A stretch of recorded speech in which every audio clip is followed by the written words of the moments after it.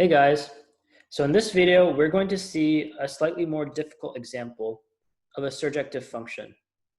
Now, in the previous video in this series, we saw a very simple example, and we also defined what a surjective function was. So if you want to see that, I'll include a link of that in the description below, and I might even include a card somewhere here that you can click on and go to that. But for now, let's just continue with this example. So you have your function, f, which takes in two integers and it spits out an integer. And it's defined like this. F of ab equals 3a plus 5b. So you want to show that f is surjective. Now, sometimes if it's a little bit more involved, you need to first understand how this function behaves before you can actually launch into your proof. So it helps to have some work beforehand. So in this case, you want to know, can you create any integer with some combination of 3s and 5s, because that's essentially what this function is. It's taking some multiple of 3 and some multiple of 5. Now, notice that with this function, you can create the integer 1. And you can do that by 3 times 2 plus 5 times negative 1, or just 6 minus 5. You get 1. And actually from here, you can create any integer you like. And the way you do that is you basically multiply this function by the integer you want. So let's say you want to hit 7, or you want to create 7. Well, what you do is you start with what you know, 1 equals 3 times 2 minus 5. And then you do 7 to both, multiply 7 to both sides. You get 7 equals 7 times this quantity. And now what's nice is you can pass the 7 inside. So by distributivity, you can pass it inside. And now you simplify and you get 7 equals 3 times 14 plus 5 times negative 7. And that actually just happens to be f of 14 minus 7. So you can just keep on following this pattern for any integer y.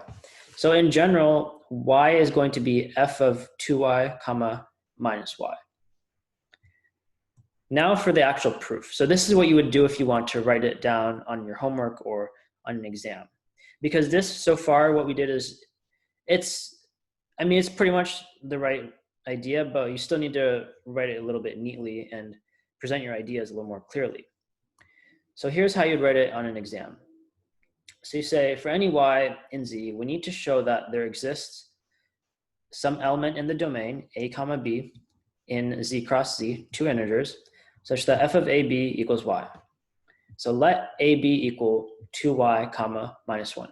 And this is because of the work we did earlier, where we noticed a pattern. So now we're going to show that this holds for all y. So for all y, we claim that f of 2y comma negative y maps to y. In other words, this is how you would hit y for any y that's an integer. And this is easy to check. You just do the calculation.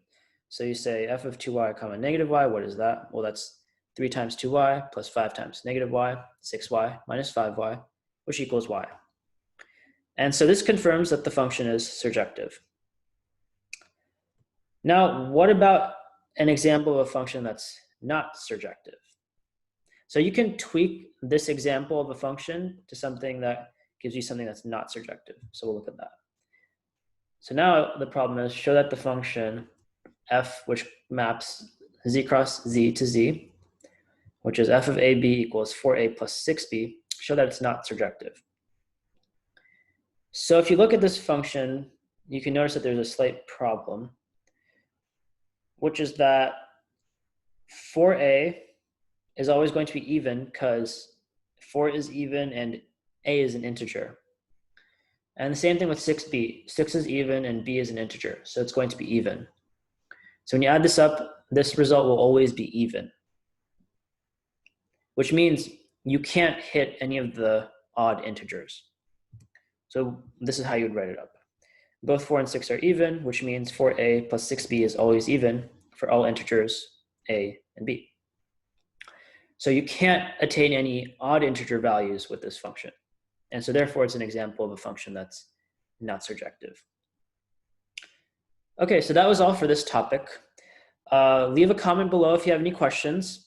And if you thought this video was helpful, hit the like button, subscribe to this channel, and share it with your classmates. Thanks for watching.